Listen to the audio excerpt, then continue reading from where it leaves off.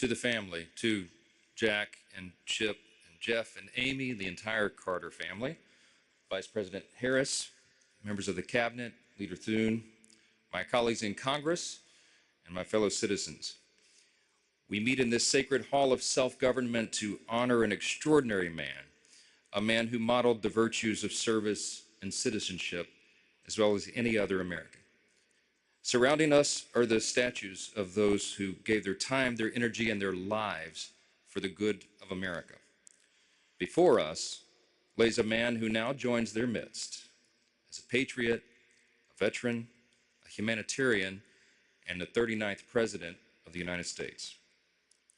When Jimmy Carter walked out on the east front of the Capitol and took his oath of office, I was just 4 years old, and he's the first president that I remember.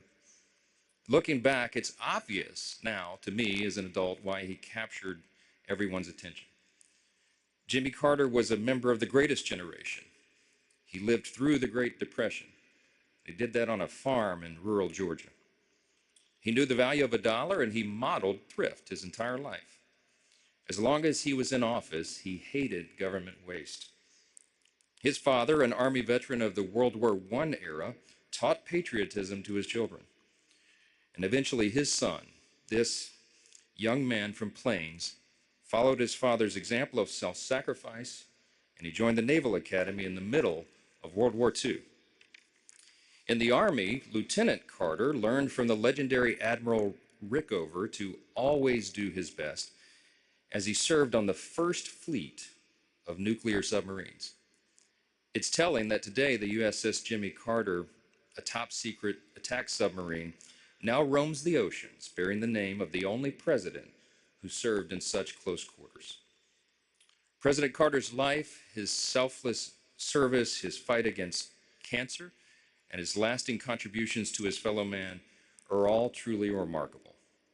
Whether he was in the White House or in his post-presidential years, as was discussed, President Carter was willing to roll up his own sleeves to serve and get the job done. We all know about his work with Habitat for Humanity, and that was mentioned. And the origin story goes that it was in 1984, when he first became aware of the work. He was in New York for a friend's anniversary. Millard Fuller, the founder of the fledgling charity at the time, called President Carter and asked if he wanted to visit a site in Brooklyn during his trip. President Carter agreed, and he found his way down to the Lower East Side.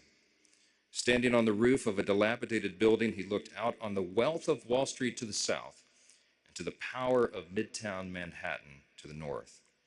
And then he looked down, and he saw an image he'd never forget. An elderly woman cooking breakfast over an open fire in the rubble of the building, there in the heart of the richest city in the world.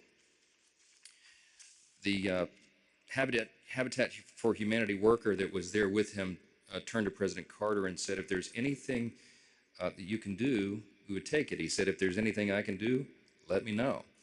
The worker said, well, maybe you can send some volunteer carpenters from your church. It was the very next day that President Carter called Habitat for Humanity and told them he was going to send some carpenters, all right, and that he himself would be one of them. And thus began his famous tradition of donating 1 week every year to build and restore homes for his fellow Americans. It's remarkable to think that one of the 45 men who has served as president, and one of the only 13 who held the role in the nuclear age, would humble himself to such service. We all know that his care for humanity didn't stop at building homes. In the face of illness, President Jimmy Carter brought life-saving medicine. In the face of conflict, he brokered peace. In the face of discrimination, he reminded us that we are all made in the image of God. And if you were to ask him why he did it all, he would likely point to his faith. I'm reminded of his admonition to, quote, live our lives as though Christ were coming this afternoon, and of his amazing personal reflection. Quote, if I have one life and one chance to make it count for something. We all agree that he certainly did. So today in these hallowed halls of our republic, we honor President Carter, his family, and his enduring legacy that he leaves, not only upon this nation, but upon the world.